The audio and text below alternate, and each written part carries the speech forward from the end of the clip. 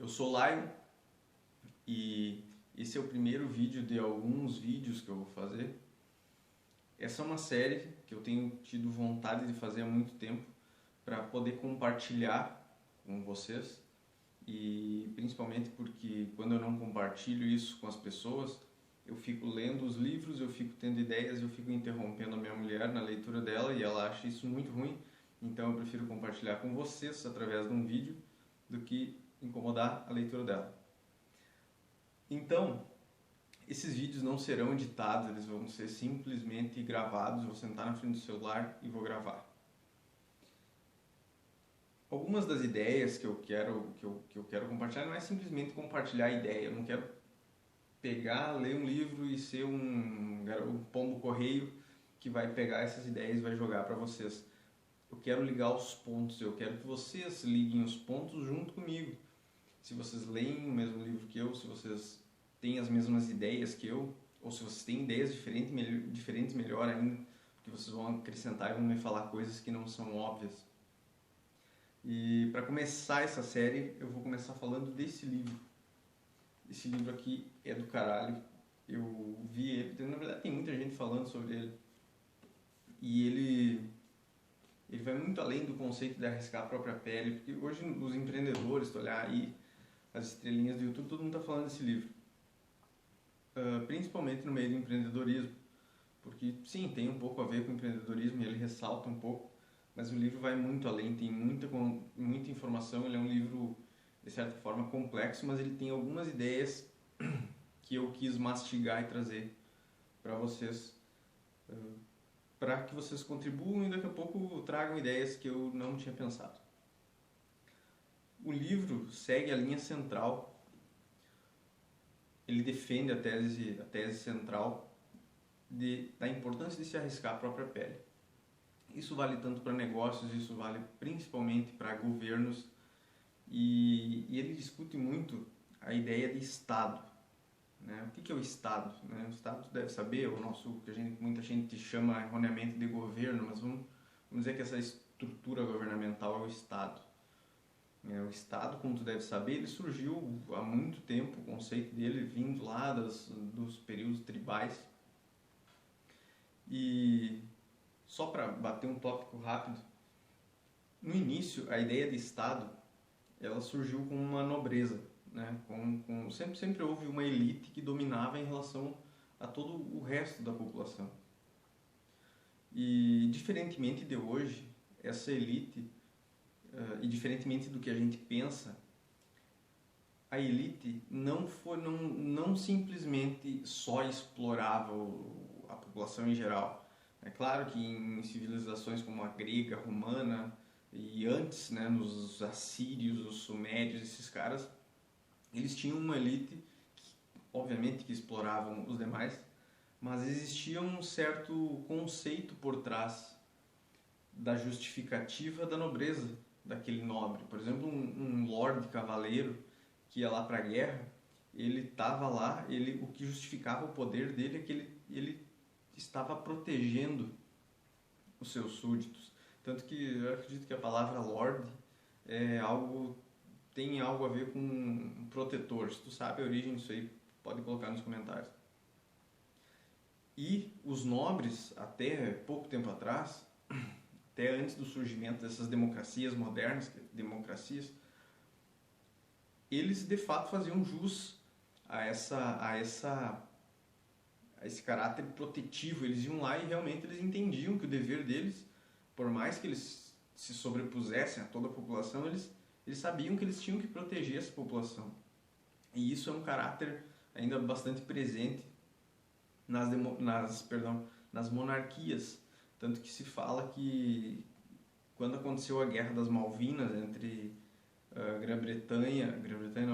Reino Unido e Argentina, quem entrou primeiro em campo de batalha no seu helicóptero, mas foi o primeiro a entrar, foi não sei qual, mas um descendente da coroa britânica, um dos herdeiros do trono, justamente por causa dessa tradição monárquica de que os nobres têm poder, sim, mas eles têm que defender e eles têm que arriscar a própria pele pelos súditos, porque é isso que justifica o poder deles.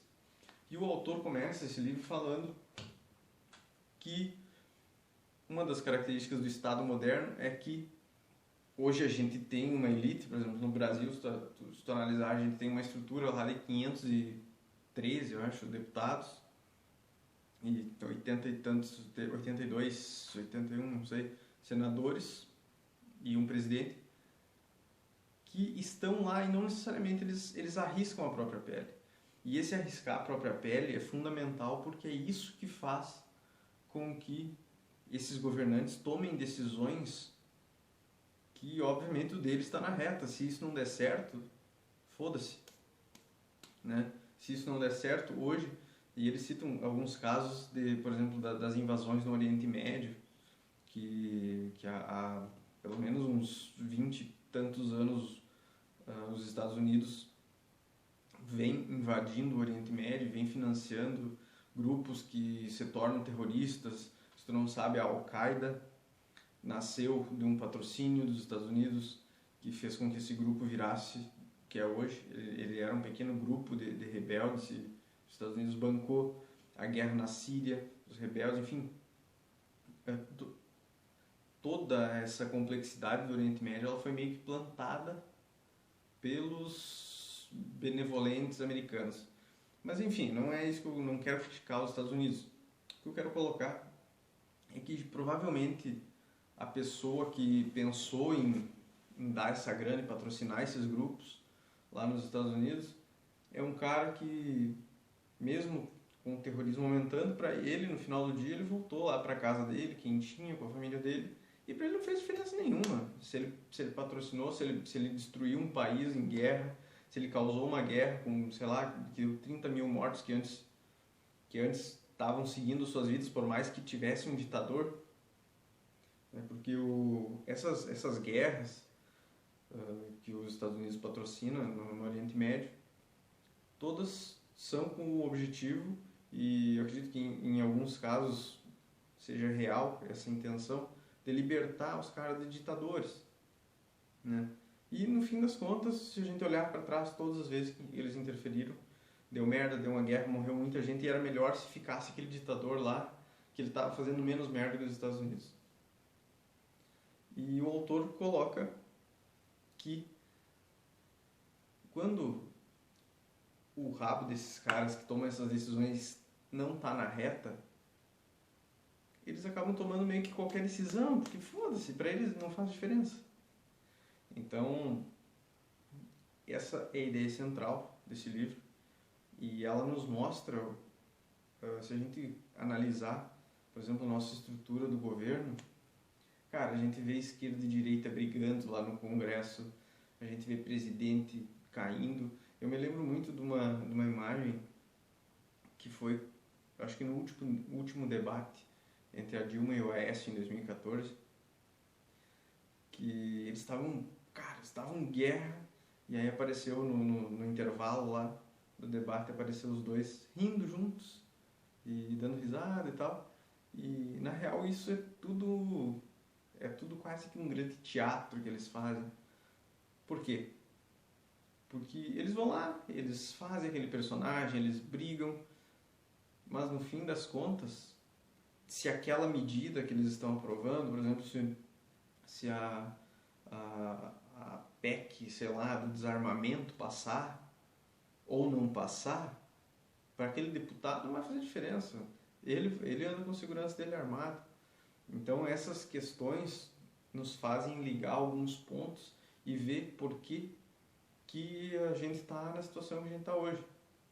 Então, com essa iniciativa eu também pretendo te instigar a ler, porque, cara, a tua mente se expande. Ela se expande e tu não absorve simplesmente a informação que está ali dentro do livro. Quando tu lê, tu começa a ter percepções, a sentir coisas, a entender, compreender coisas que tu não compreendia, e um simples, sei lá, uma simples notícia que tu vê na mídia, tu vai ver com olhos totalmente diferentes, porque vai fazer sentido para ti.